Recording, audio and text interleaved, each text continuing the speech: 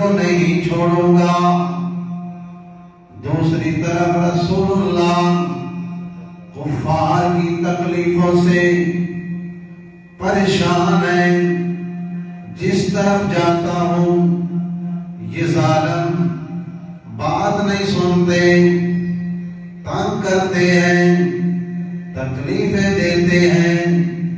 جس سمت جاتا ہوں وہاں سے مصیبتیں تکلیفیں ڈھائی جا رہی ہیں۔ جو چند لوگ کلمہ پڑھ چکے ہیں ان کی بھی زندگیاں مشکل نہیں، مشکل ترین بنا دی گئی۔ ادھر عمر بن خطاب تلوار لے کے نکلے، ادھر میرے آقا نے ہاتھ اٹھائے، اے مولا دو عمر ہیں، ایک عمر ابن خطاب، ایک عمر بن شام ابو جہل۔ میرے مولا ان دو عمروں میں سے ایک عمر کے ذریعے اسلام کو عزت عطا فرما۔ ادھر عمر نکلا ہے، میں مصطفیٰ کا سر لینے جا رہا ہوں، ادھر تقدیر کہہ رہی ہے میں سر دینے جا رہا ہے، تو سر لینے نہیں سر دینے جا رہا ہے۔ تو عمر ابن خطاب اس طرف تلوار لے کے نکلے اور دوسری طرف مصطفیٰ کریم کی دعا عرش اولا کو چھو رہی ہے، میرے آقا کے ہاتھ اٹھے ہوئے ہیں، حضور دعا مانگ رہے ہیں۔ ایک میں اور آپ دعا مانگتے ہیں، قبول ہو نہ ہو اللہ ہی بہتر جانتا ہے، کبھی قبول ہو جاتی ہے، کبھی ہمارے لیے بہتری ہوتی ہے، فوراً قبول نہیں ہوتی۔ اللہ کے محبوب، اللہ کے جو ولی ہیں، ادھر زبان سے جو کہتے ہیں رب وہی کر دیتا ہے۔ اللہ کے جو خاص بندے ہیں اولیاء کرام، ان کی زبان سے جو نکلے رب ویسے ہی کر دیتا ہے جو زبان سے نکلتا ہے۔ تو انبیاء پھر سید الانبیاء کی تو شان ہی برا البرا ہے، تو حضور دعا فرمائے اور رب قبول نہ فرمائے، یہ کیسے ہو سکتا ہے؟ تو حضور نے دعا فرمائی، یہ وہی سرزمین مکہ ہے۔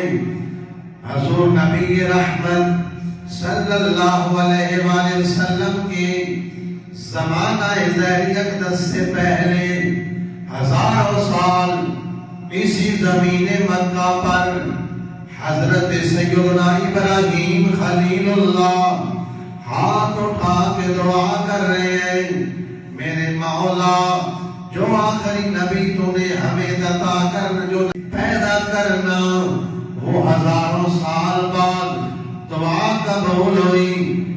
جب زمانہ رسول آیا، ابراہیم علیہ السلام کی دعا کی وہ قبولیت قبول تو اسی وقت ہو گئی تھی، لیکن زمانہ مقرر تھا۔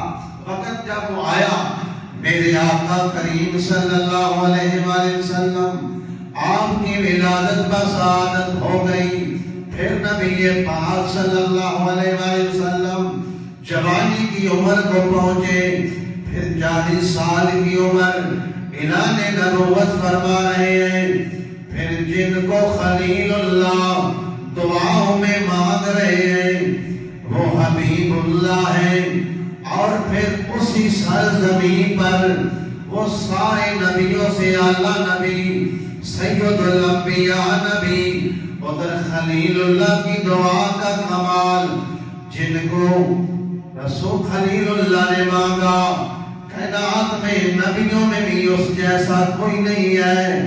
اور پھر اسی زمین پر رسول خدا حبیب خدا دعائے خلیل وہ دعا مانگ رہے ہیں، اے مولا مجھے عمروں میں سے ایک عمر عطا کر۔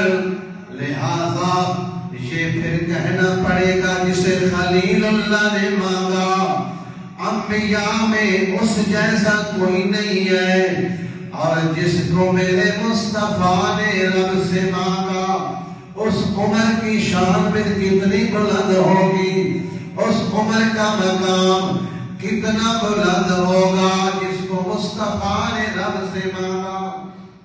عمر بن خطاب دعائے مصطفیٰ ہے. کیا ہے؟ دعائے مصطفیٰ. ہم اللہ والوں کے پاس جاتے ہیں، ان کے ہاتھ میں ہاتھ دے کر ان کی بیعت کرتے ہیں، ان کے مرید ہو جاتے ہیں. ہم اللہ والوں کو تلاش کر کے ان کے ہاتھ میں ہاتھ دیتے ہیں، مرید بنتے ہیں.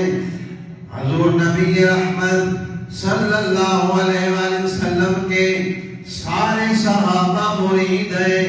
سب نے حضور کے دست اقدس پر بیعت کی، اور ایک طرف سارے صحابہ مرید مصطفیٰ ہیں اور دوسری طرف عمر بن خطاب مرید مصطفیٰ بھی